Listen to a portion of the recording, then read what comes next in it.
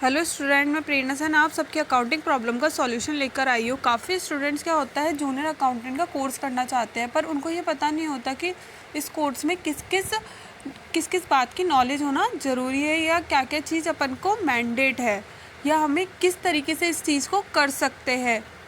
क्या है, काफ़ी लोग जो कॉमर्स स्ट्रीम का होता है या नॉर्मल पर्सन भी होता है, उनका माइंडसेट ये रहता है कि उन्हें सीए करना है, सीएस करना है, क्लियर रहता है सीएमए करना है। बट इसके अलावा भी एक जॉब रोल रहता है जिसे जूनियर अकाउंटेंट कहा जाता है। उसके लिए कुछ काफ़ी सॉफ्टवेयर्स आते हैं, जैसे बीजी हो गया, टैली हो गया, काफ़ी सॉफ्टवेयर्स इसमें यूज़ किए जाते हैं एक्सेल फॉर्मेट में। और आजकल काफ़ी सारी एप्लीकेशंस क्या हो रही है, यूज़ हो रही है।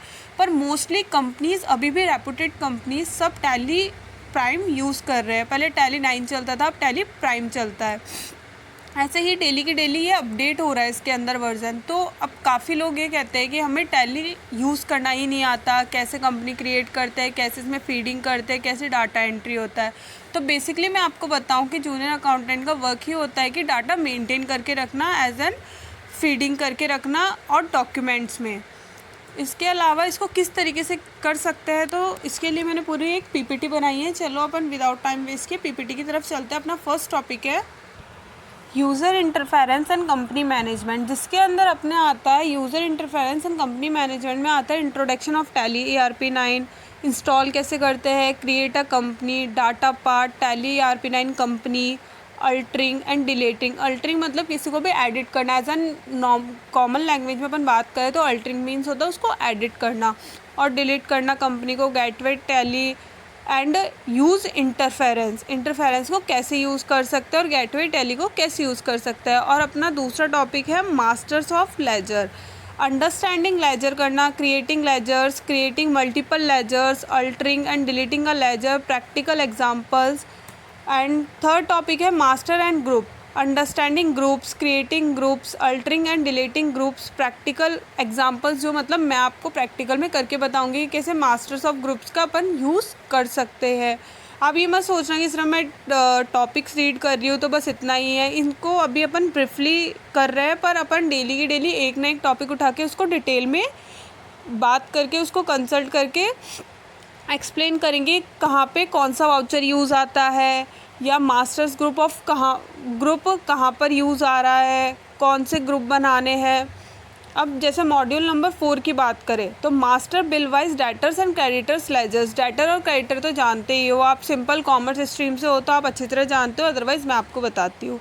डेटर्स वो होते हैं जिनसे हमें पैसे लेने होते हैं, और क्रेडिटर्स वो होते हैं जिन्हें हमें पैसे देने होते हैं।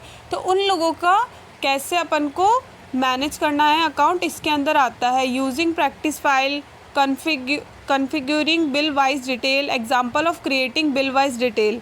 अपन मॉड्यूल 5 की बात करें तो पेमेंट वाउचर्स की, अपन ने जैसे किसी को पेमेंट किया तो उसको कैसे मेंटेन कर सकते हैं, कैसे फीडिंग करनी होती है उनकी।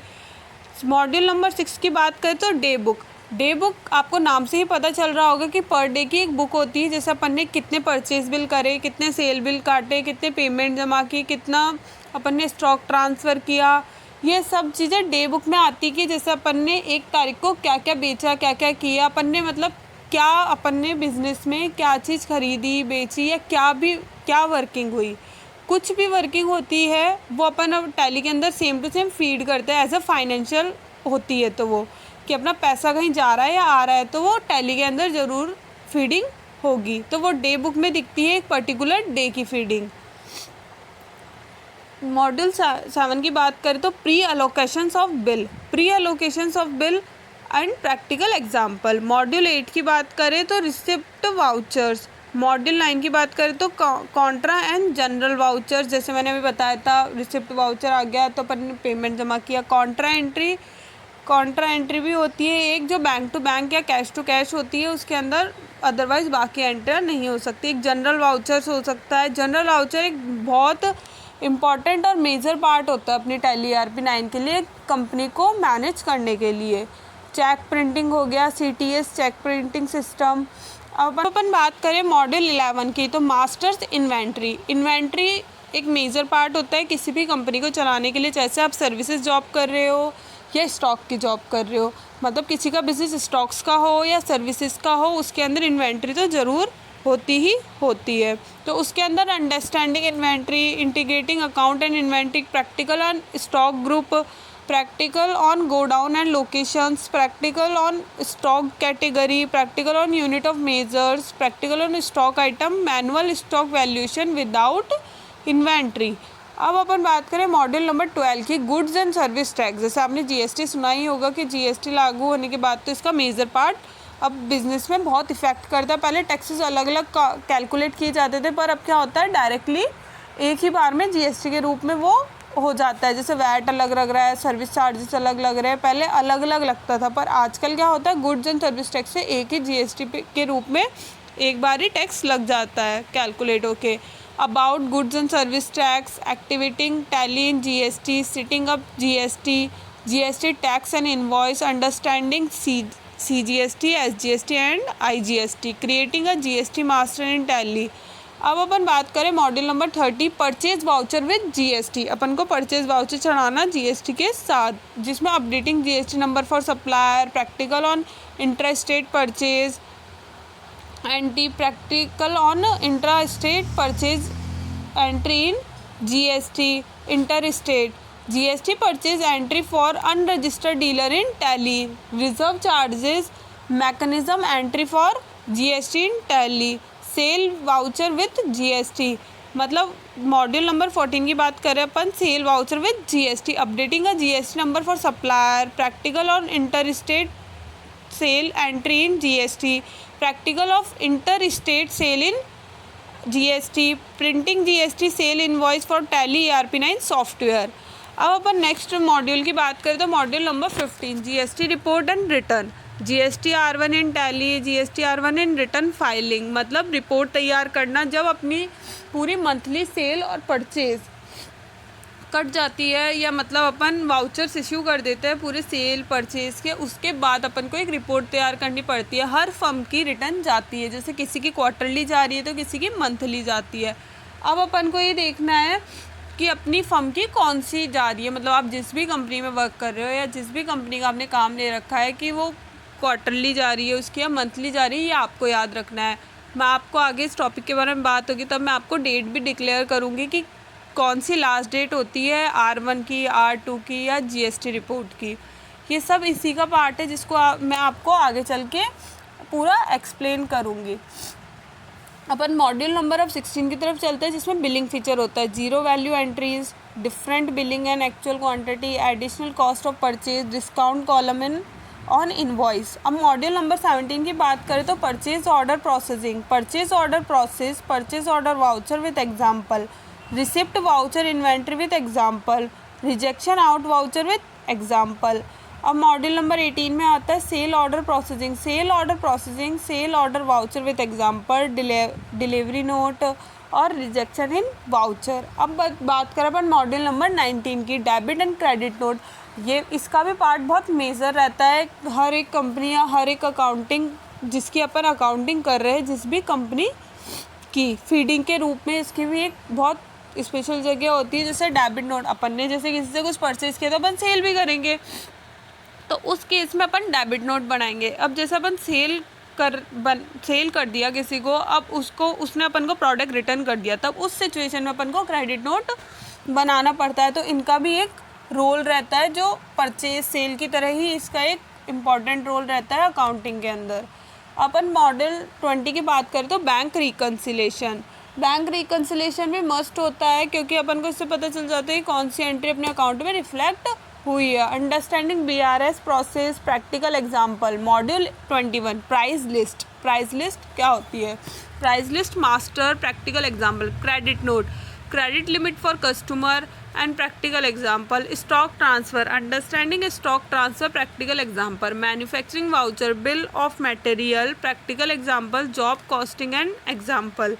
अपन बात करें मॉड्यूल 25 बैच वाइज डिटेल, जिसके अंदर आता है अंडरस्टैंडिंग इन्वेंट्री वाउचर और प्रैक्टिकल एग्जाम्पल। बात करें मॉडल 26 की reorder level, understanding ROL reorder level क्या होता है, और प्रैक्टिकल मतलब practical example in the sense उसके अपन जो एग्जाम्पल करेंगे उस हिसाब से आपको इस PPT चाहिए आपको कोई भी टॉपिक देखना हो कि अपना कौन सा हो गया कौन सा नहीं, तो आप मुझे बता सकते हैं, जिससे मैं मेरा एक टेलीग्राम चैनल क्रिएट करके आपको उसके थ्रू आपको इन सब की डिटेल भेज सकूं। आगे अपन बात करें model number 27 interest calculator auto mode पे। Activating interest calculator model number 28 voucher type and class, voucher type and masters practical example, voucher class and master practical example. अब मॉडल नंबर 29 की बात करें तो point of sale understanding point of sale practical example.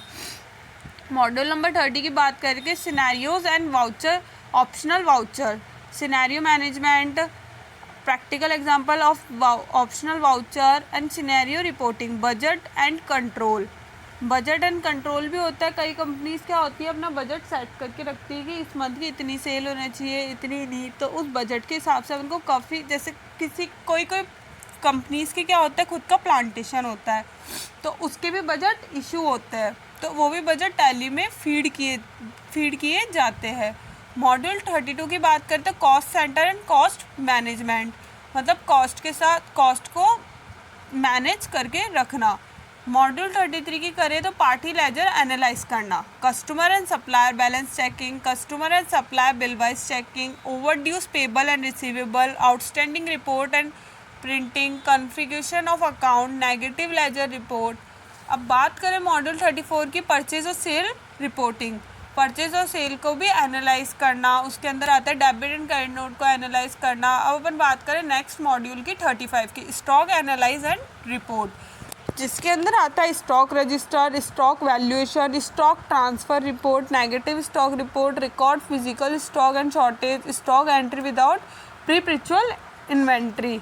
Module 36 की बात करें तो cash and bank report, ये भी ज़रूरी होती है कैश एंड बैंक रिपोर्ट की, अपनी कंपनी के अंदर कितना कैश रखा हुआ है, कितना बैंक में पेमेंट रखा हुआ है। अब बात करें module number 37 search and filter and sorting, search and finding practical entry, sorting and analyse number and text list of ledger and group. Module 38 की बात करें तो फाइनेंशियल रिपोर्ट, ट्रायल बैलेंस हो गया, उसमें P&L अकाउंट हो गया, बैलेंस शीट हो गया, वर्किंग नोट हो गया, cash flow end fund flow हो गया। बात करें 39 की multiple language, practical on multiple language. Module 40 export and import backup and restore, export and import format, practical example, data backup and restore. Module 41 की बात करें तो tax reduction at source TDS, understanding TDS, creating TDS master, practical examples, TDS payment, TDS report and tax form. Module 42 की बात करें तो payroll accounting, understanding payroll accounting, pay heads and categories, employee detail, salary detail, attendance entry, salary payment example, pay sheet and pay slip.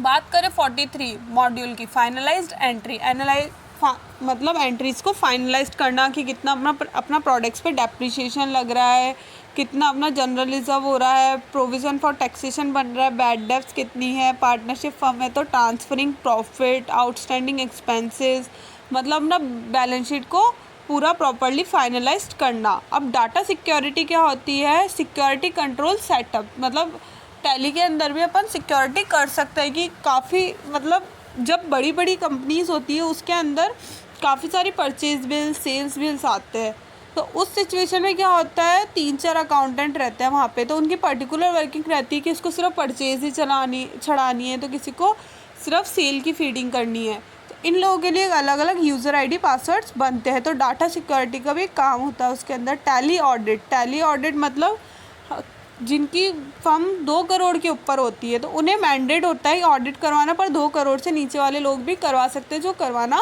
चाहते हैं। तो tally audit भी होता है, उसमें अंडरस्टैंडिंग करना और टैली ऑडिट करना, ऑडिटिंग लेजर एंड वाउचर।